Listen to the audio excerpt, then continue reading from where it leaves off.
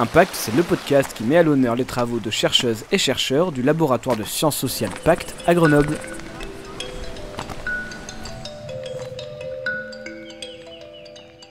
Bonjour Séverine Louvel et merci beaucoup d'être avec nous aujourd'hui.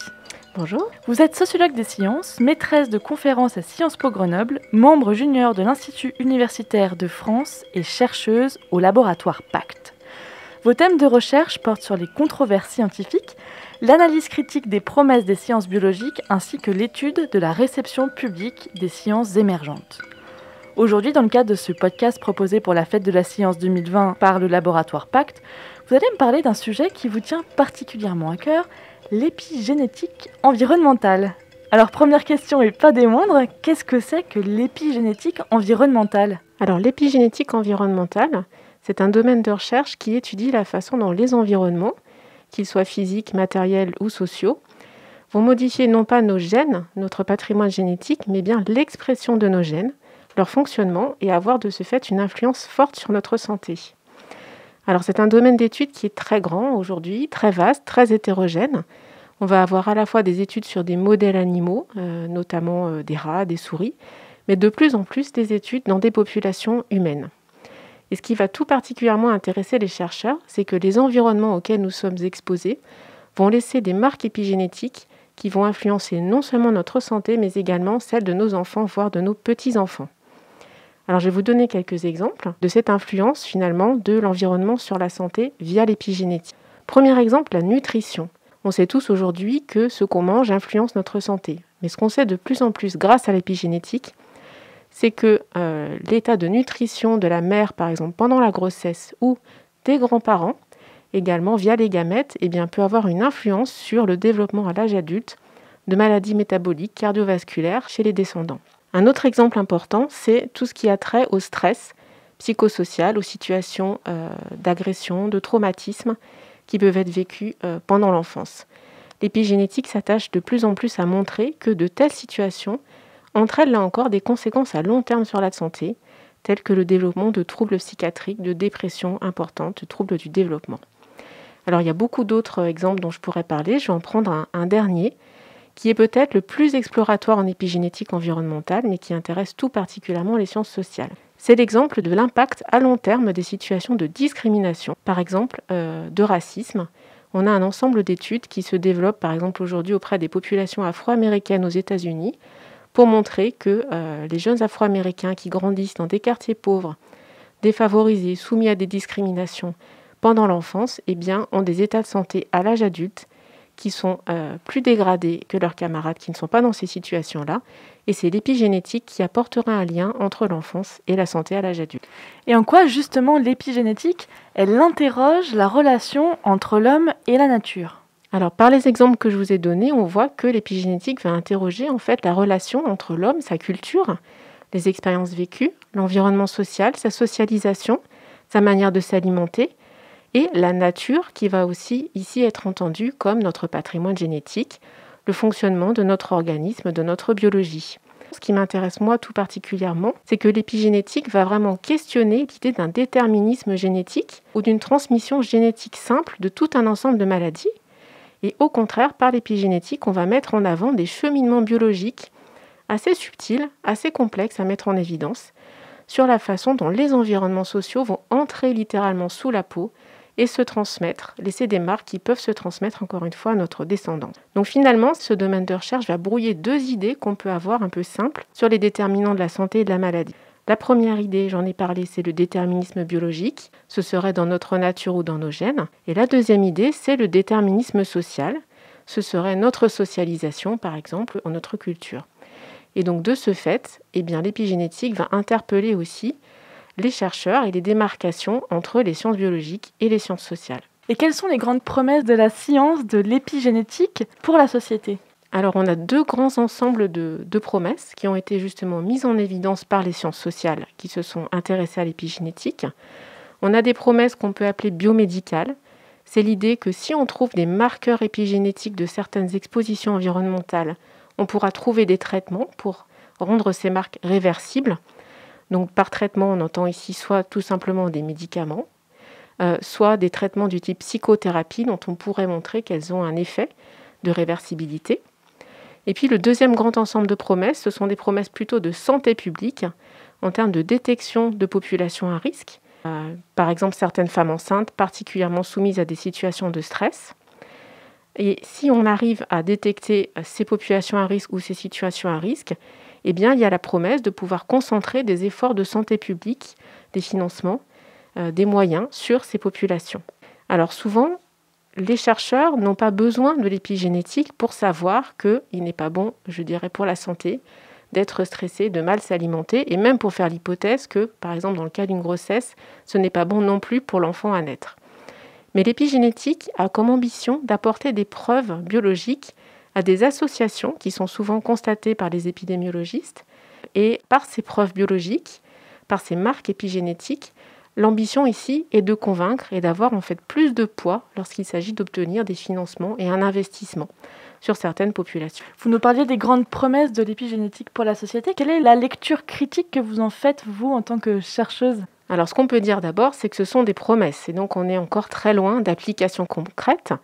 Vous ne m'avez pas posé la question, mais je serais bien en peine de vous citer une illustration, une application concrète de l'épigénétique, parce que, pour le moment, il est très difficile, chez l'humain, chez l'homme, de démontrer véritablement des liens entre des expositions sociales et des modifications épigénétiques. Donc il y a beaucoup de débats parmi les chercheurs et très souvent, le fait de mettre en avant des promesses, c'est vrai en épigénétique et dans d'autres domaines de recherche, conduit à un petit peu occulter ces dynamiques de débat et de controverses internes à la communauté scientifique.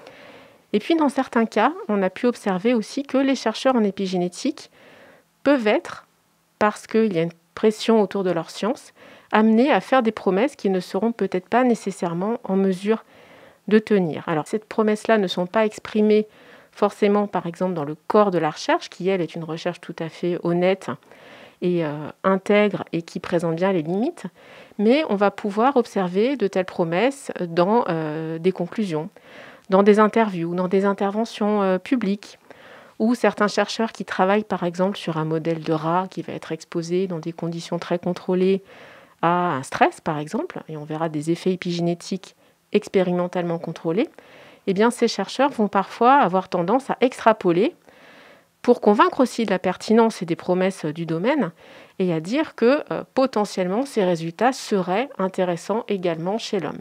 Alors que le lien, la transposition entre la recherche chez l'animal et la recherche chez l'humain est très difficile, ça prend des années et n'est pas forcément avéré. Et puis je dirais ici que ces promesses sur les applications potentielles de l'épigénétique, elles mettent en scène des visions de l'épigénétique qui sont discutables et dont on doit aussi discuter ensemble. Quand je dis ensemble, c'est en impliquant aussi les citoyens, pas nécessairement uniquement les chercheurs en épigénétique, parce que derrière ces promesses de l'épigénétique, on peut voir aussi des projets de société qui doivent être discutés. Alors, je reprends l'exemple de trouver des marqueurs épigénétiques de populations à risque. Imaginons qu'on détecte chez certains adolescents des marqueurs épigénétiques d'une situation défavorable, un traumatisme vécu pendant l'enfance, des formes de racisme aigu, etc. Qu'est-ce que ça veut dire ? Est-ce que ça veut dire qu'on considère que ces enfants sont marqués biologiquement ? Ce qui pose un certain nombre de problèmes et de questions sur une forme, je dirais, de biologisation possible de la pauvreté et sur aussi la façon dont on appréhende l'avenir de ces enfants. Et si on va dans ce sens-là, on peut considérer qu'il y a une forme de risque à insister trop sur les marqueurs biologiques, donc pour biologiser la pauvreté, et de ce fait aussi dévaloriser les interventions que les travailleurs sociaux, les éducateurs, les enseignants, les familles pourraient être amenés à faire sur ces populations. Donc c'est un premier point qui est intéressant, c'est cette idée que l'épigénétique ne doit pas insister trop, ne doit pas aller trop dans le sens de ce déterminisme biologique. Et puis ce même exemple de marqueurs épigénétiques qu'on trouverait chez des adolescents, chez des femmes enceintes, chez des populations de travailleurs, etc. Imaginons là encore qu'on trouve ces marqueurs-là. Est-ce que ça veut dire que l'individu devient vraiment responsable de sa santé ? La femme enceinte étant responsable, entre guillemets, de son alimentation, de son style de vie vis-à-vis de la santé de son enfant à naître ? Ou est-ce que ça veut dire qu'au contraire, on va quand même considérer les déterminants sociaux qui vont conduire telle ou telle personne à bien s'alimenter ou à mal s'alimenter, à être soumis à des situations de stress récurrents ou pas.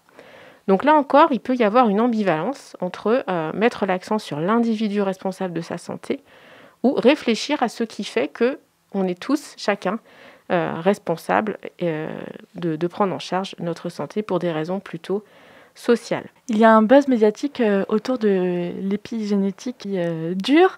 Est-ce que vous pouvez nous parler d'un article qui vous a un peu heurté ou en tout cas dont vous voudriez nous parler pour ce buzz médiatique?